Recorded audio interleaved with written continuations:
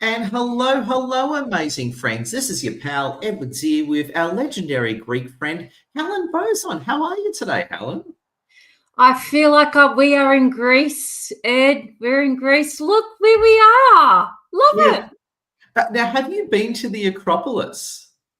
Absolutely twice. Yes, What's it? it's amazing. What's it like? Tell us all about the Acropolis. As you see, it's half there, half gone, half present. No. It's the museum for the Acropolis gives you the history. There's videos you can watch. So when you go to the Acropolis, you go, oh, there's a different connection. But you have to go. It's like going to Paris. You have to see or visit. There you go. See, I so you got to go. You got to go. So you got to go. So, friends, I just want to introduce you all. Thank you for watching our live streams. My name's Edwards here. Helen Bauzon is an old friend of ours. We've known together for years, and Helen Bauzon's also the co-host of our Melbourne meetup. Now, Helen Bauzon and I have a great relationship, and when we got extra closer is yours truly developed an eating, well, yours truly does have an eating disorder, which I'm not too proud of, and it got really bad over the past few years. And Helen Bauzon, who's with us, was one of the influencing characters that helped steer me away from an eating disorder. So, Helen, I just want to open up with that one. Tell us a bit about you and tell us how you understood my eating disorder so well. I'd love to hear your backgrounds and thoughts on this one. I'd love to go through that. And it's really important to be able to be comfortable to share because it helps others. Now, as you were talking, you made a comment, something about it being bad. Yep. It's not. Why do you say it's bad? Okay, so I've had an eating disorder my whole life, and obviously I'm looking good now, I'm losing a little weight now, but I was just really ashamed about it. So I came clean about my eating disorder maybe a year or two ago, but I just feel to this day I feel just so guilty and ashamed about it. Right? I know I shouldn't, but I just feel I know I'm admitting it publicly, but yeah, I'm not comfortable about it. I'd love to hear your thoughts on that one because I just feel so ashamed. And before we talk about shame, speaking of shame, there's Mitch Toner. No, Mitch Toner is the opposite of shame. We love you, Mitch Toner. If you just come in, like, share, comment, we're talking about Ed's psychological issues. Go, Helen. Ed, thanks for opening up with that. And with a smile, as usual. Do you know, in my dietitian practice, it's very common to see, I describe it as distorted eating. Okay. Everyone tends to, or not everyone, a big proportion of people tend to have a little bit of relationship issues with food. And the reason? Conditioning. Public, media, family, trying diet after diet after diet. Distorted eating, bulimia is often about an anesthetic, turning to food or restricting. So turning to food to numb discomfort. But once we stop eating, the discomfort resurfaces. Restrictive eating can be a bit of self-punishment, but there's often an emotional reason behind it. And it's working through that. From my perspective, this might sound a little bit strange. Right. It's about making food your friend. So not having a love-hate. So I have a very love-hate relationship with food, and you're saying that's the problem. Yes. What do you mean by love-hate? Okay. So I love food, and obviously having a binge eating problem, I love food in terms of turning to it in terms of binging behavior to feel better. But then I equally hate it because I feel like the food has done this to me. So it's this constant love. It's that addictive behavior. It's a consistent, I need it. But once I get it, I feel guilty and resent it. So it's that addictive sort of, I suppose I have that addictive love-hate relationship with food. All righty. This is where the answer to that. Hi, Dominic. It's Dominic. Hey, Dominic. That's right. Everyone just quick. Dominic's right-wing. Dominic's a great friend of ours. Dominic is my favorite right-wing extremist. There we go. Good seeing you, Dominic. There we go. Love you, Dominic. Great guy from Melbourne. You told me to behave, Ed. There you go. But I love Dominic. He's my right-wing extremist. There you go. Really briefly, the goal is to show this some feedback. The goal is to make food your friend. How do you do it? By understanding in 10 seconds, I'll really briefly explain. When you look at food as either being good or bad, and you try and avoid eating the food that you class as bad, is battle in your mind begins. And the only way often to stop it is just eat some bad food. Yeah. And that brings us to frustration. And then we promise to be better tomorrow, Monday, after the holiday, and we legalize overeating. So perfectionism guarantees us failure in making food our friend. That's that vicious cycle that we can get caught on. And I know a lot about it because I was caught in that diet cycle. And once you detach and control it, you can then manage your health. Yeah, I love it because I've never had anyone explain it to me like that. And you've explained me well. So I've got, so you're saying is a lot of the problems come from a love-hate relationship with food. And we've got to move from a love-hate to a positive association with food, like a friendship sort of relationship. You're wondering how to do it? Well, that's why we're here. Tell us. Well, give Helen Bauzon some money and hire her. Is one way of doing it. And secondly, give us a little free preview. There we go. Literally 20 seconds, 30 seconds. All right, take your time. First one is to describe food in a neutral way. Now, people do this in life, but don't do it for their health. For example, you want to go shopping, you need to write a list of foods that you want your partner, girlfriend, boyfriend, whoever, or online shopping. All of it, absolutely. To buy for you. Well, you can't say high fat, crap food, low fat. You have to say it's an apple, it's meat, it's chicken, it's chips, it's chocolate. You neutralize how you describe food. And what you do is by deflecting that negative comment from your conscious mind, you've got more control of your subconscious. So the first step, relabel food in a neutral way all the time. So, daggily, you're in the kitchen, you grab some bread, it's just bread. You grab an apple, it's just apple. You grab a carrot, it's just carrot. You relabel the food to brainwash the old thoughts, would be step one. So you're saying you're starting to dismantle the emotional intensity you have to it. Because if you have, you would know, Ed, your children, when they were young, and you would say, don't touch the TV. Yeah. What do? Love a TV. They just, So if you say to your brain, don't do something, don't eat something. If someone says to me, Helen, you're not allowed to eat cheesecake, I'll say, you're telling me what? I'll wake up tomorrow and I'll have cheesecake because it makes you want it more. The second step really quickly is to, if you hear yourself say, I'll start again tomorrow, you'll lose, I call that anarchy. You'll lose control. So you just flip that as well. No, I'm not starting tomorrow. Do I really want it? And then you move into non-hungry eating, and I've got some steps to manage that. That fundamentally helps you eat a little of everything guilt-free by avoiding being perfect.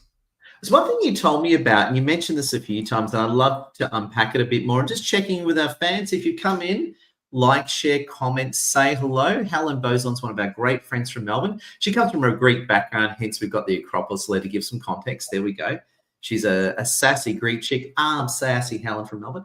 I don't know why it made you sound like for America South. That's all right. All right. Behave. There you go. You got take whistle. And we're talking now, Helen's like, health leader, nutritionist and more. And we're talking a lot about, I've had a disorder with eating my whole life, and it's something I'm really getting a handle of. And one thing that Helen told me about, and you told me this, was mindful eating. And I've done this a few times where I don't want to steal your thunder, but you got me, when you eat something, don't just shove it in. Actually just think about it. Like, actually slow down, appreciate the texture of the food. I find whenever I do that, I eat half as much. Can you unpack that and talk to us more about mindful eating? Awesome. Love it. Absolutely.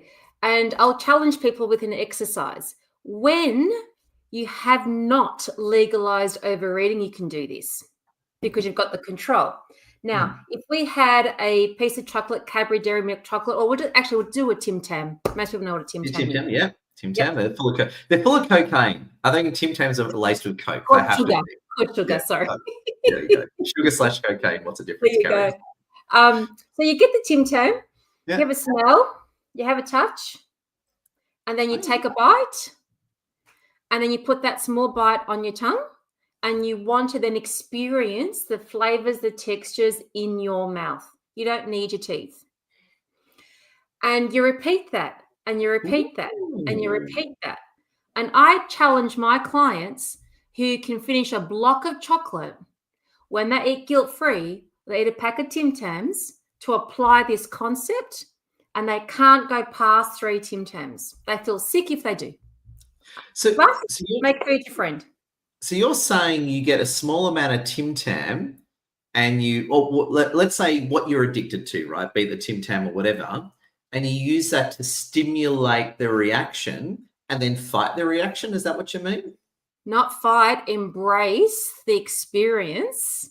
So everything you smelt and everything you felt, you can feel it on your tongue. You can enjoy the experience of those flavors.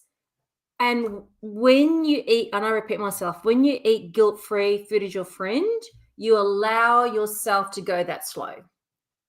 So I challenge anyone listening, grab a Malteser, grab a family block of chocolate and do 1 square at a time.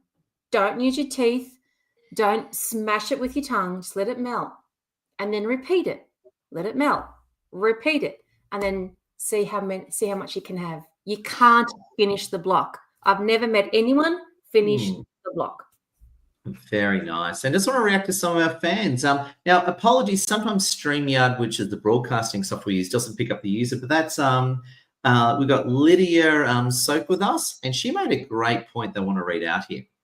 I've just started intermittent fasting for the last 3 days, doing the 16 to 8. I've done heaps. That's awesome. I've really had to slow down and really plan for my next meal so it lasts for 18 hours of not eating. So I want you to react to that, Helen. Tell us about intermittent fasting. Do you like it? Do you dislike it?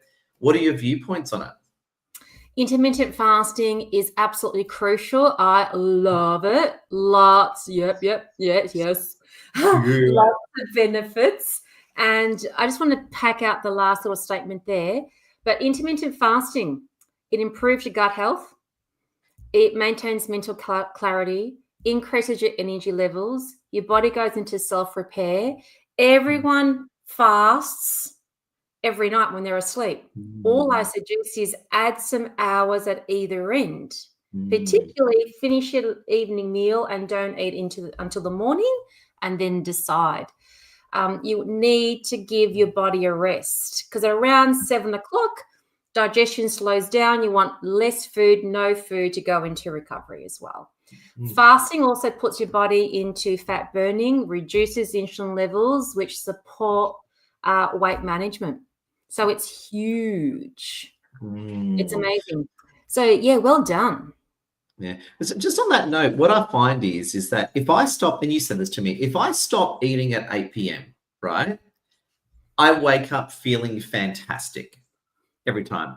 If I eat into 9, 10 o'clock, I sleep poorly, I feel frustrated, and I wake up feeling awful. Tell us a bit more about why is that and how does that work from a mechanistic point of view?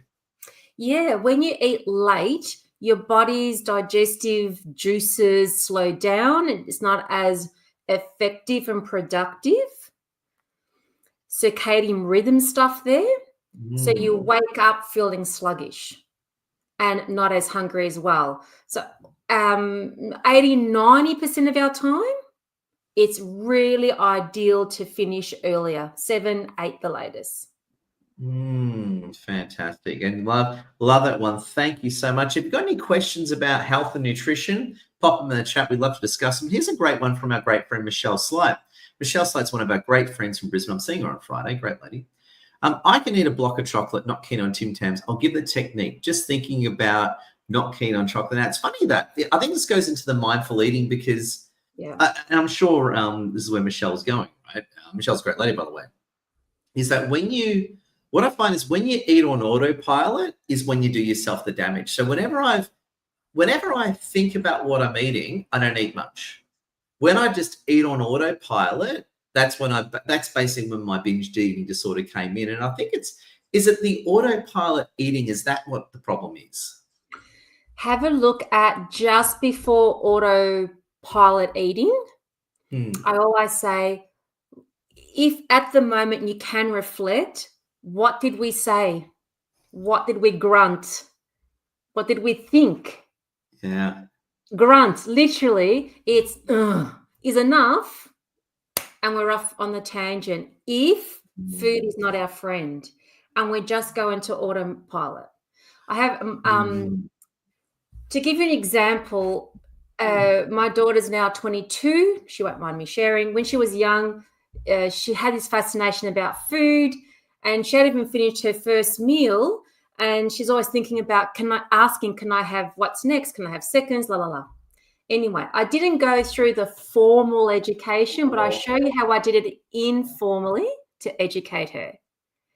And I think this is really important for all parents to have a listen to as to how I said it.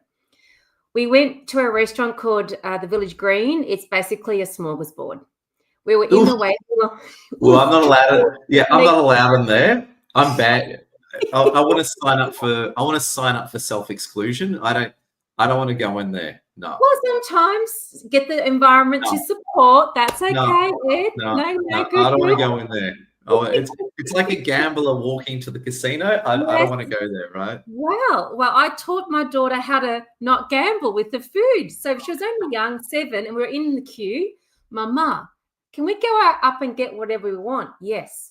Mama, can we go up as often as I know? So they call me Mama still. Is that a Greek thing? Is it? Mama. Is that a Greek thing? I like it. Mama. It sounds so Greek. And their dad's called Baba. I know it's very Greek. And they're teenagers, the poor kids. If they go mum, I'll go who? Who's mum? I love you Greeks. There you go. You killed all my ancestors, but they were lazy and stupid. And No, never. We're kind people. Yeah, so we went into the restaurant. She went up multiple times, 3 times for main, 2 times for dessert. She goes, oh, Mama, I feel sick. I go, why? I ate too much. Why? I wanted to taste everything. I go, well, we can come back and you can just have less and then come back next time and experience the next one. Okay. We went back on purpose. She went up for the mains once and got dessert once, and then we shared some mains and dessert. So the moral of the story, it's not the last hurrah. Just because the food is there's so much to choose from. Have a think about what do you actually feel like, because whatever you miss out on, which you're not, you can experience later in the week or next time. That mindset comes from food being your friend, Ed. Trust me. It's just a carrot. It's just a potato. It's just a patata. It's just a tape measure. Yeah, just a tape measure. Sorry. Yeah.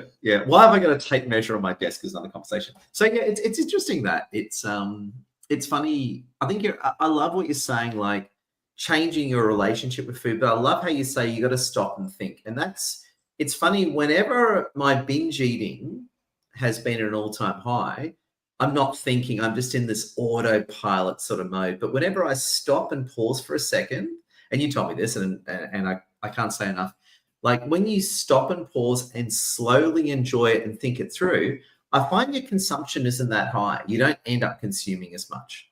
Yep. And I've also got great work there, Ed. Well done. Thank you. And the other concept also is I call a plate diary. Like you write it down, is that what you mean? No. There's no pen. There's no. No, you tell me. What do you think a plate diary would mean? I'll put you on the spot. What do you think? Diary. A plate diary. What do you record how many plates you use in a day? Is that what you mean? I don't know. How many plates we break, hey? Yeah, that's right. Because don't you guys break Or are they Romanians? Don't you guys break? You guys throw plates? That's not a Greek thing.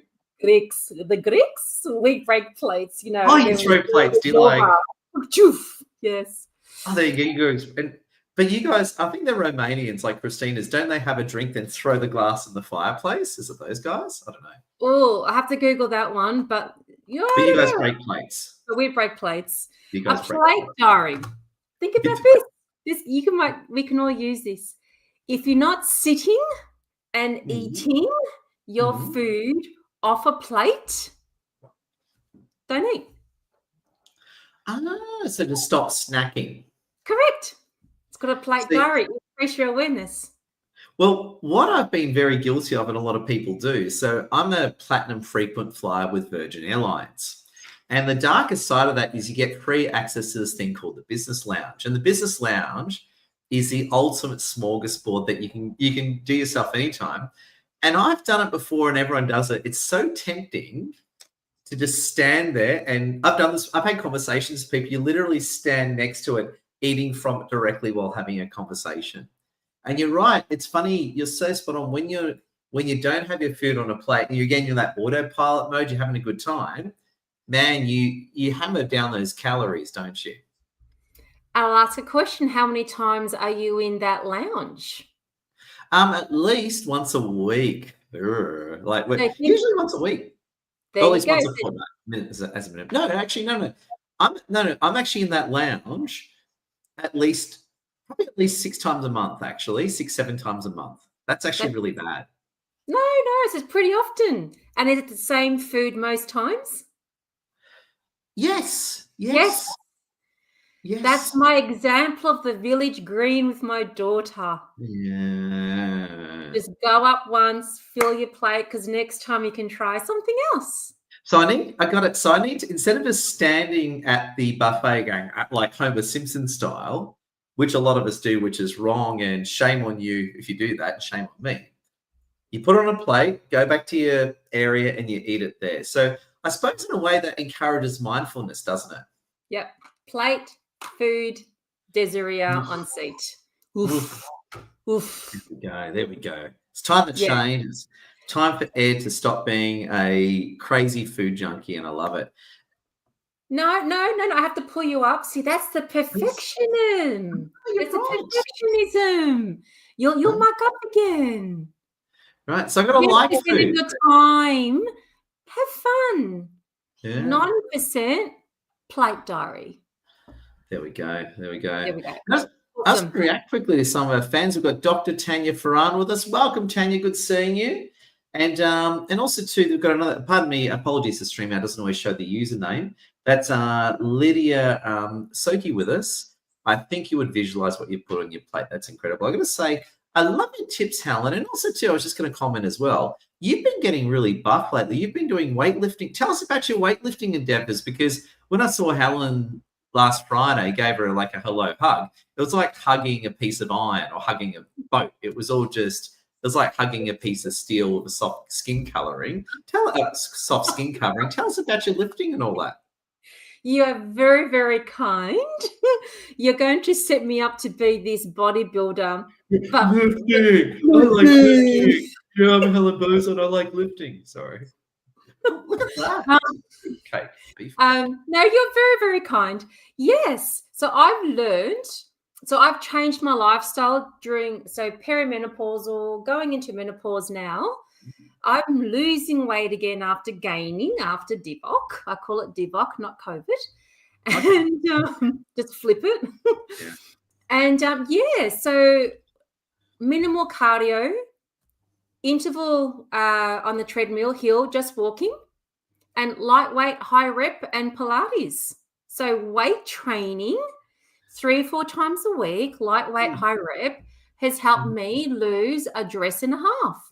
And I'm the same weight on the scales. Wow. So I've dropped the fat, gained lots of muscle mass. So yes, feeling stronger, really like it. I would highly encourage people who want to manage their weight, their metabolism, bone strength, just their posture, do the weights.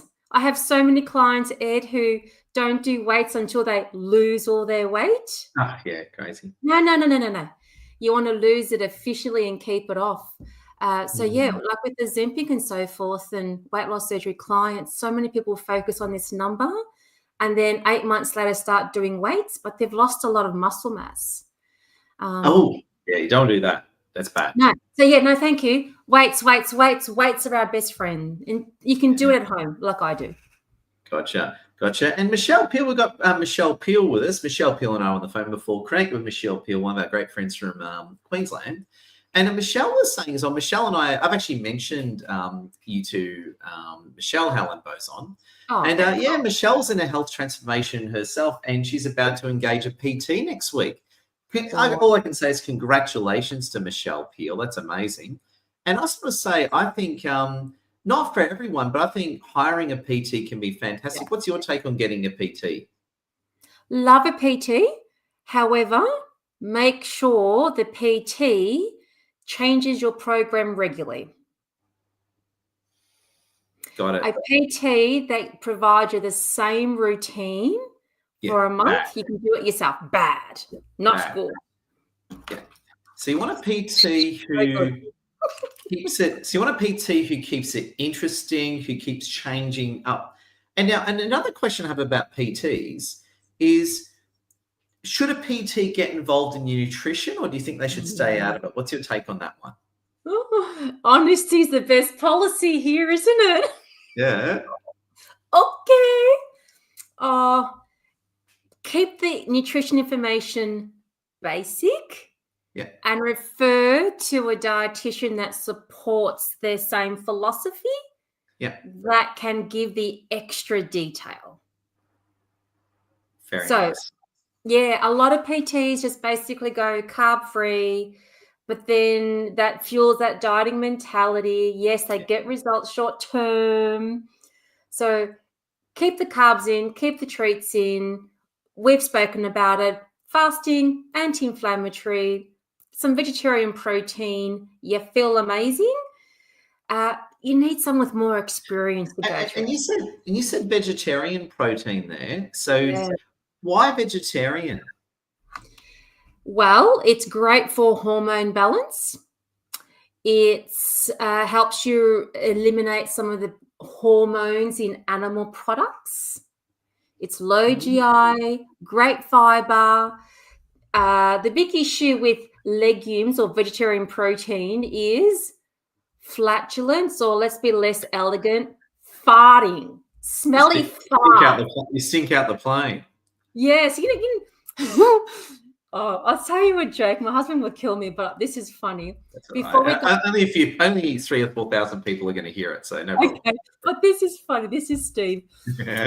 Before we got married, he never farted. The wedding day, he popped one off, and I went, "What?" And he goes, "Well, I'm married now."